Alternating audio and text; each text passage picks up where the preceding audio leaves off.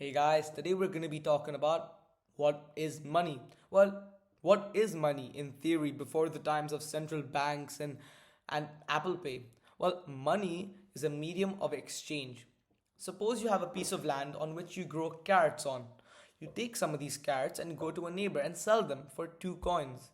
Then you go home and think, I kind of need a haircut. So you go and get a haircut for 1 coin. And then you save a coin. This little example shows how money in theory is a medium of exchange. The coins in this example acts as a middleman between every trade. Without this medium of exchange, it would be close to impossible to find common grounds on what to use to exchange goods and services. Imagine you went to your neighbor for a haircut, but instead of 1 coin, he wants an onion. This would be kind of hard to navigate, and thus money is such a good exchange rate or acts as like such a middleman. Secondly, money is a unit of account. Money is a way to keep track of how much something is worth by stating its price in relation to coins. We can easily compare products and services apart. Without this, we would have an exchange rate for every possible good and service, kind of like an exchange rate for haircut to carrot or an exchange rate for onion to chicken, something like that. Lastly, money is a store of value.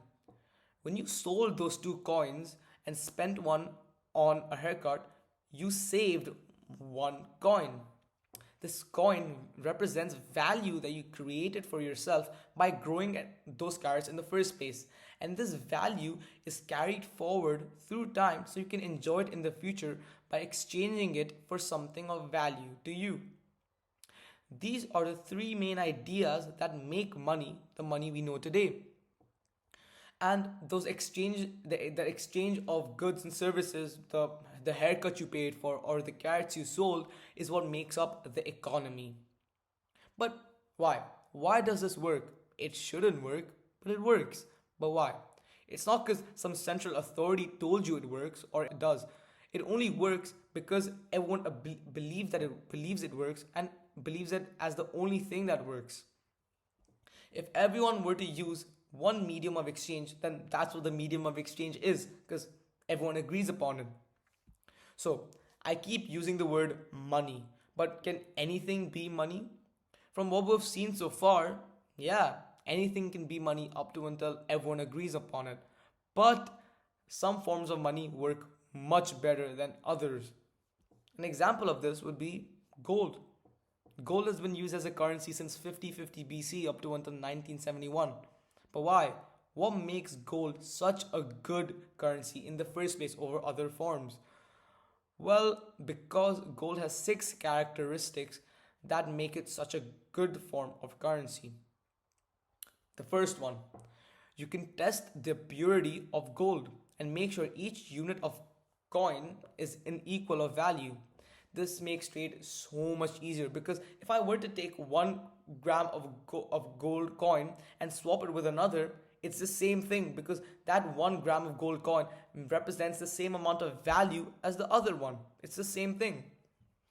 This idea of being able to swap each unit of coin with another is known as fungibility. This is a very important idea. Number two, it's highly durable.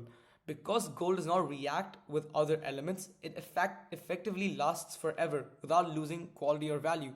If you were to take silver, for example, it wouldn't work because silver reacts with air and loses its quality over time. Number three, gold is divisible. Because gold can be melted down into different quantities, it makes it so much easier for transactions of all sizes. Number four, it's portable. Because gold can be molded into convenient shapes like coins, it makes it very convenient to use. And because gold is a scarce commodity, coins do not have to be large to represent large values. A small amount of gold could represent a large amount of value. 5. It's recognizable. You can always stamp a gold coin with a value and a symbol to show that it meets official standards, kind of like the coins we have today. Lastly, and the most important one, gold is scarce. There is only a lump sum of gold that can be found. This helps the money to retain its value and thus follow their overarching goals and the idea of money. In summary, money only exists to facilitate the transfer of value between people through time. Money does not have to have a value in its own right. We only want it because we can exchange it for goods and services we want that can improve our lives in the future. If enough people in an economy agree that something represents money, then that's what it is because everyone agrees upon it. Lastly, scarcity is the most important property of good money. You'll only accept money in return for something of value if you believe the other person had to expend effort to get it in the first place. That's the lesson for today. Next lesson we're going to be talking about why money is broken. Thank you so much for listening. Hope you have a good day.